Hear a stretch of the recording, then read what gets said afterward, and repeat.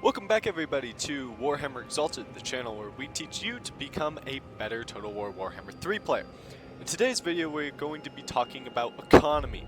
Economy is a very important part of the game because it lets you recruit your big old massive armies and keep those armies rolling on and recruit more so you can take more land and expand. Right here I've got a turn 30 Krezak campaign. We've taken Mount Gunbad from Skarsnik and Black Crag from the Ironclaw Orcs, and now we've headed down south and we are attacking Clan Moors. So, as you can see, in our treasury, we have a building income of about 2,400 and trade of just under 500. So our income is not that great, and most of that income actually is just coming from our main settlements, our main settlement buildings. And that's really bad because we are dwarves, and dwarves thrive with a good economy. And places like the Silver Road can make a ton of extra money. So today we're going to be talking about what you should do to improve your economy and how you should go about doing it. So I've got two armies right now. They're taking a little bit of attrition because I'm losing money this turn. That should be fine. They just got done with a couple of battles, so they're a little bit hurt, but not very hurt. It'll just wreck their replenishment for a hot second, but they won't take too much attrition. So the first thing that we need to do is look at where our buildings are and what we have built. So Krezak is tier 3 right now, and I've got a whole bunch of advanced military buildings and basic military buildings along with a barley field. Generally that would be okay. I wouldn't use a Tinker's Den probably ever until late game because I'm just looking for a Thunder Barge or Gyro Bombers, but that's what we have built right now. So what we can actually do is demolish buildings, and to do so you need to think about what is your front line and what is your back line in the campaign. So you can see that there's a front line between Brag, Dawazag Bag, I can't pronounce that, that place, and around Valia Sara. Right, those guys are all bordering the Ironclaw Orcs, who right now don't have an army, I'm pretty sure, but they're gonna probably become a problem, especially if Queek tries to beat me up over here. And then Thorgrim is right next to the Black Iron Mine and Karak Azul. So those two places are both borderline, and Black Crag is also bordering the Black Iron Mine. So these are all areas that are called frontline settlements. Then I've got Cragdorn, the Valkyrina Hills, Krezak, Pillars of Gungi, Mount Squeakhorn, the High Place, and Mount Gunbad, who are all not bordering anything. The World's Edge Archway is bordering Mount Silverspear, so I am going to call this a frontline settlement, and that's why it's good to keep a garrison here, because now I actually have a garrison with artillery, and I can play the very nice Dwarven playstyle. So, places like Krezak do not need lots of military buildings, right? Or Mount Squeakhorn. And the Pillars of Gungi probably doesn't need a massive garrison, and it would probably be better to have an economical building in there. So what we're going to do is demolish a couple of these buildings. I for sure don't need the Tinker's Den. I can keep the Siege Workshop. It's really good to have a place that you can recruit artillery from, but I also don't need the infantry barracks. So I'm going to destroy that, I'm going to destroy the Ranger's hut, and I'm going to destroy the garrison. Because again, we don't need to recruit anything from here. If I need to recruit like a panic army, I've got Dwarf Warriors and Quarrelers that I can get, and a piece of artillery now. I don't need Rangers, I don't need a great army, it's just to hold out and help save these garrisons if the Ironclaw Orcs somehow wall past these two settlements and get to my capital. Next up, we can think about Black Crag. Black Crag is going to be one of our key settlements along with Karak 8 Peaks when moving against Queek Headtaker. Karak 8 Peaks will probably be the more important one because it does have a landmark, so we want to keep that intact. And then, of course, Queek will do almost anything to take back the 8 Peaks. But Black Crag is right next to it, and so we could probably recruit a couple of military buildings and possibly advanced military buildings. So that way we could build up other armies and send them into battle if we need reinforcements. Cragdorn over here, it has a trinket maker. I don't exactly want that. We also have resources. Resources are a very important part of the Dwarven economy. If we pop in, remember we have the trade of just under 500. What we want to do is build up a whole bunch of mining facilities and things like fur traders, log traders. All of those will be really important, and they'll boost our economy a lot. As you can see, something like an iron mining pit at tier 1 will give you 100 gold plus 20 ingots, which will help out a lot in terms of trying to get income, especially later in the game where you have a whole bunch of technologies that give you increase to your trade. There should be a trade tariff one somewhere in here. Right here, waterproof packaging. On top of that, also trade resources can reduce recruitment cost or boost other sorts of things. So having an iron mining pit reduces the recruitment cost of longbeards, slayers, dwarf warriors, doomseekers, and miners by 20%. So I'm paying 20% less gold for each of those units, meaning I can afford one more for every 5 that I recruit. Well, I can recruit 4, and one would be for free.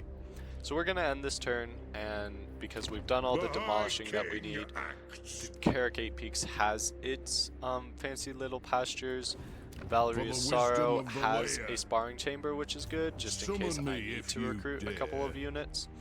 And then these places are all demolishing their buildings so that we can go fix them. Okay, so the turn ended, and we got the Age of Reckoning completed. So we're going to go into the new age. We became bankrupt, but we did just demolish a whole bunch of buildings, so we got a whole bunch of money back. And now it's time to start fixing our economy. First thing that you should start with always is building those resource places, right? So Mount Goonbad, it has its gold mine. That's very important. That's going to give us a whole bunch of money, especially with being able to sell those idols. I need to build that timber place and the fur place in Valkyrie Hills. So I've got all these places, right? Now I've got a little bit of extra money. Black Crag, he's got his thingy going on. Carrick 8 Peaks is done. I've got an extra army, so that's good. I don't need to recruit anything else. Now we can look up here in the Silver Road. So we have this place. A lot of people would just upgrade this. We don't need to. Longbeards are mid-game units. They're tier 2, but so are, well, Dwarf Warriors are tier 2 enough. They've got silver shields and 95 armor. They're going to do really good. So you don't need to upgrade this until tier 3 until later in the game. So we're going to still focus on our economy. Trinket makers are really, really good because it reduces the construction cost for all buildings in the province. And once you get it up to tier 3, it's by 10%, and this does stack. So if I've got 3 trinket makers, 1 in every settlement, then I'm going to be reducing the construction cost for buildings by 30%, which is a big deal. So it's a good thing to recruit that. Next up, you do have refectories. Okay, refectories are important because they give you control, so at higher ends of the campaign, you're going to be doing better because control is always a problem, and keeping those rebellions off of your back is really important. On top of that, you have negative corruption, which is very good. So if you're fighting things like Skaven, like I am in Carrick 8 Peaks, then it'll reduce that corruption by a little bit. On top of that, it gives you a Dwarven resource called Dwarf Beer, which you can then sell and boost your economy. So we're going to do that, and then we're going to move out to do our campaign. So I think that this army could probably take the Black Iron Mine in Carrick Azul, and then I will send these 2 guys down this way, and they will go try and take the Crooked Fang Fort and go for his capital. My axe thirsts for war. Alright, so that's all the gold that I have for this turn. We do have that gold mine about to be built. We've got a couple of resources that are all about to be built over the end turn, along with that trinket maker and that refectory. So let's end the turn and we'll be back. Okay, so once again I became bankrupt, but now with all these new buildings, my income has actually gone up. My trade has been doubled, my building income has gone up by just a little bit, so we're doing a little bit better, and now I'm not actually losing money. I do have nothing in the bank account right now, so I won't be able to really build anything on this turn unless I win a couple of battles, which I might be able to do. Oh yeah, I can attack the Crooked Fang Fort, it's really good. So we'll go after that place, and we can possibly sack it for a little bit of money if we need that.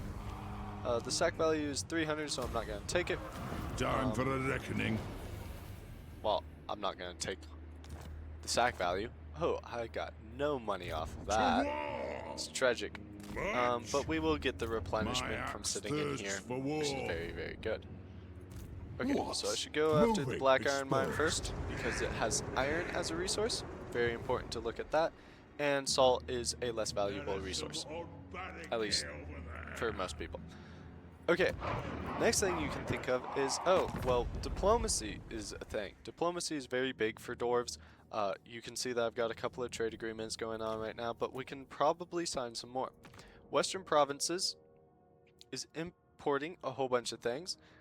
I was not informed of this But encounter. we can get a little bit of money. So we can get a little bit from trade tariffs. It looks like I'm exporting all my goods. But what you can actually do is balance your offers and steal a whole bunch of money from them. And that's what I'm going to do with a whole bunch of my people. time is These short. trade agreements aren't going to give me a lot of passive income, but the actual just signing of these treaties is going to give me a whole bunch of money. And then I can use that money It is good. to fix my economy a little bit. Come, kin. Sufbar is a good Let guy us to feast have and drink. agreements with. They're chill, and we can work towards confederating them. It is good. I can steal some money from. And Clan Ungrund wants a... Yeah, they're gonna die. Okay, so now I've got 7,000 gold to deal with. That means I can build more buildings, right? So we're gonna upgrade the Dwarf Trinket Maker. We're gonna get that building. That building is just gonna have to upgrade. We can increase our barley fields, or we could upgrade that settlement. What I'm actually gonna do is upgrade Mount Goombad. So it's important to have plans when you're playing this game. And a plan for economy can look like, I'm going to upgrade this building so that I can get it to this tier and either get other buildings or upgrade other buildings. So this gold mine is very important, right? It gives me oath gold, it gets me lots of gold, and it gives me a very important trade resource that can be sold for a lot of money. On top of that, Mount Goombad has the Brightstone mine, which is a landmark, and it produces a lot of money, and on top of that it produces a lot of more golden idols and gives me a plus 10% income from trade tariffs. So I can build this in approximately 10 turns, so it is a kind of long-term plan, but once I have that, it'll be very, very good because I'll boost my economy by at least 1,000, possibly even 2,000 gold. What? Summon So me unassign if you skill points, dare. let's assign those skill points, and everything's looking good. Okay, so we're back, and now our economy is popping off even more. The building income went up a lot, the trade went up a lot, and we got Gorbad, who we can hopefully smack For the for a wisdom of little bit of money. Retake the realms. Or we could possibly just try and Let us go to begin. this place, sack this place, let him take the Crooked Fang Fort, Oh, and then we there could wreck him with It both is of our time. armies. I think My that's what axe I'm going to try thirsts to for do. So war. we're going to push Show our the guys axes, over lads. here We move. and take it with Forwards. Thorgrim, because Thorgrim is the goat. Ooh. Okay, so that's a problem. We've got Clan Rictus over here. Clan Rictus is not somebody that I want to go to war with. Okay, let's check. Diplomacy, very good thing. We can check how many settlements every single faction has. So I know that Clan Morse has 4 settlements. So they probably just have 1, 2, 3, and then the 4th one will be right here. And then Clan Rictus has 9. So 1, 2, 3, 4, 5, 6, 7, 8, 9 possibly? Okay, so it looks like we've got a slight problem. We walked onto the wrong person's territory, Beards in belts. and now we need to the get High back. King acts. Got then? Okay, we're gonna get both To of our guys war. back onto our for territory the so that we reckoning. can get some replenishment, possibly. Gorbad will probably take the Volley of Sorrow, which is a big problem. Follow you. Black Iron Mine is going to be Dishonoured. held by Clan Rictus, No. and I don't want to go Find to war with another them yet, sort. because I'm already at war with two powerful factions, being Gorbad. He's only got 4 places, but Orcs are a pretty decent foe, and it looks like he's got some Ogres that he can recruit, and then Clan Wars is always a problem. So I've got a little bit of money. Let's go back and look at things. Okay, so I can recruit the gem mine, or upgrade the gem mine next turn. If I spend around 1,000 gold this turn. So it doesn't look like there's much that I can build. I can build barley field. Barley fields are important because it gets growth up. I've got a separate video about that. Growth is very important because then you can reach those higher levels and get more and more income, or recruit those higher level troops that you need. Guilds, I have heavy quarry stones. This is the first thing that I try to get because that 10% or 10 extra growth is a big deal for the entire campaign. After that, it's important to look at your tech tree. Your tech tree can boost your economy, especially if you are a faction like dwarfs. So dwarf treasuries will increase the province/capital income that I have by 15%. If we look at my treasury, we can look at the details and figure out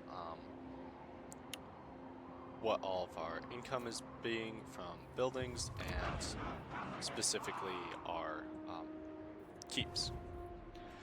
So that's turn 3. I think it'll just take about 5 turns, so 2 more turns after this to fix the economy really well, and then we'll be on our way. Could possibly even recruit another army if we need to. Okay, so we had a slight problem over the end turn. Scribe the Slaughterer decided it would be a great idea to declare war on me, which it probably is for him, because he's a pretty powerful faction who has basically wiped out Belagar. So, I do actually need to recruit another army. I don't really have the funds to upgrade our buildings right now. Good old Gorbad did decide that it was a great idea to take Volley of Sorrow, which it kind of was on his part. It was not a bad idea. How powerful is he versus Thorgrim? Okay, so Thorgrim's army is predicted to beat him. If we need to, we can fight that battle too. Not this time. And then everything should be good. So let's make sure that we're staying in our territory. Little tip. When playing against Skaven, if you put yourself in encampment stance, you get a plus 75% ambush defense chance. And because they have stock, every time they attack you, there is a chance that they will just ambush you. And those are very bad for dwarves, because then bye-bye artillery, bye-bye archers, or thunderers, and you're kind of screwed with dwarf warriors versus hordes and hordes of guys.